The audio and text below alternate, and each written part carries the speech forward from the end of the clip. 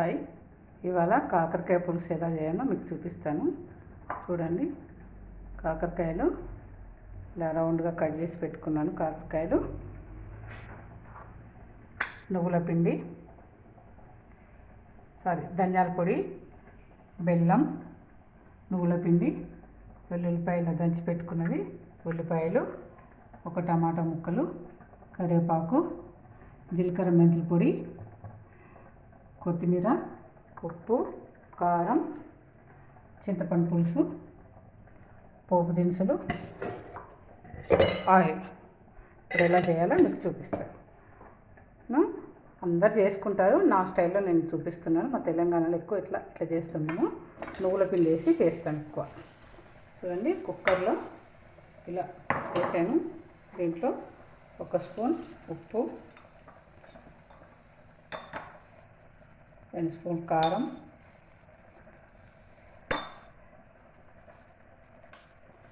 కొద్దిగా పసుపు, జీలకర్ర మెంతుల పొడి, బెల్లం, ఇలా పిచ్చగా వెల్లుల్లిపాయ దంచి పెట్టుకోవాలి. మనము ఈ దంచి పెట్టుకున్నది దీంట్లో వేసేయాలి. ధనియాల పొడి, ఉల్లిపాయ ముక్కలు, నువ్వుల పిండి, కొద్దిగా కొత్తిమీర, టమాటా ముక్కలు,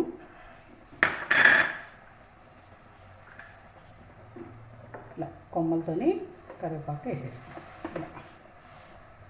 ఇప్పుడు దీంట్లో అన్నీ పడ్డాయి కనుక మీకు మంచి స్మెల్ వస్తుంది, మంచి వాసన, ఇల్లంతా వాసన వస్తుంది, కమ్మటి వాసన వస్తుంది మీకు. దీంట్లో ఇప్పుడు మేము చింతపండు పులుసు వద్దాం.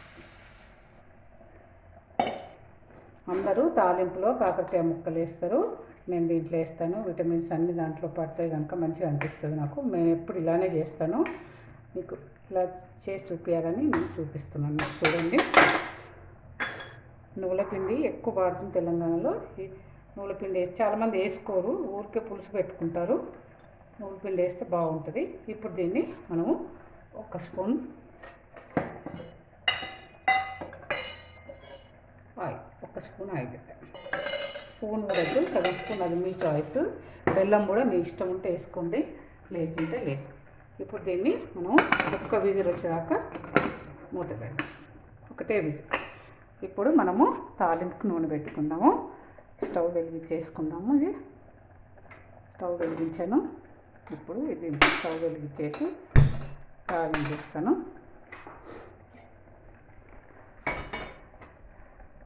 మీకు ఆల్రెడీ నేను ఉడికించి పెట్టాను. 1 విజిల్ వచ్చేదాకా దీంట్లో పోసేసుకుని ఉడికించింది మనకి.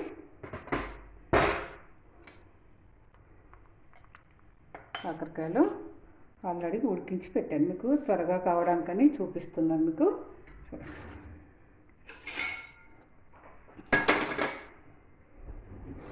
తాలింపు నూనె వేసాను.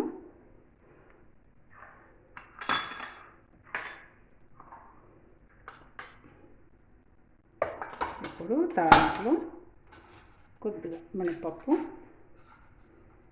కొద్దిగా ఆవాలు, కొద్దిగా జీలకర్ర, ఎండుమిరపకాయలు, స్టవ్ ఆఫ్ చేసేస్తున్నాను.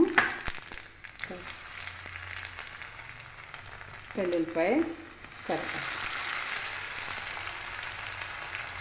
కొద్దిగా పసుపు.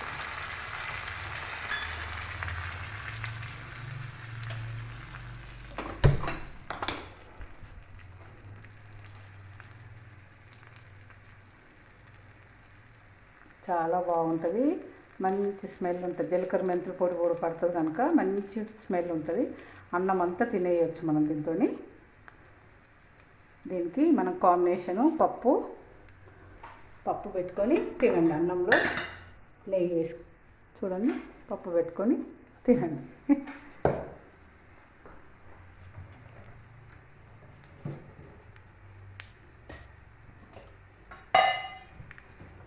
తాలింపు ఇప్పుడు మనము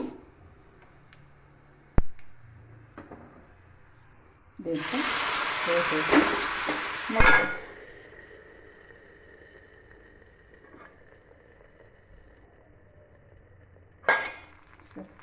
దీంట్లో ఇప్పుడు మనము ఒక హాఫ్ స్పూన్ నెయ్యి వేస్తే ఎందుకు వేస్తున్నాం అంటే కమ్మగా బాగుంటుందని వేస్తున్నాం. చూడండి కాకరకాయ పులుసు మీకు రెడీ అయిపోయింది. ఉప్పు కారం మీకు ఎంత కావాల్స్తే అంత వేసేసుకోండి. నువ్వుల పిండి వేసుకొని ఇలా చిక్కగా బాగా వస్తుంది మీకు. Okay, bye friend, bye. For more updates, like, comment, subscribe to our channel. Hey darlings, గంటని click చేయడం మర్చిపోకండి.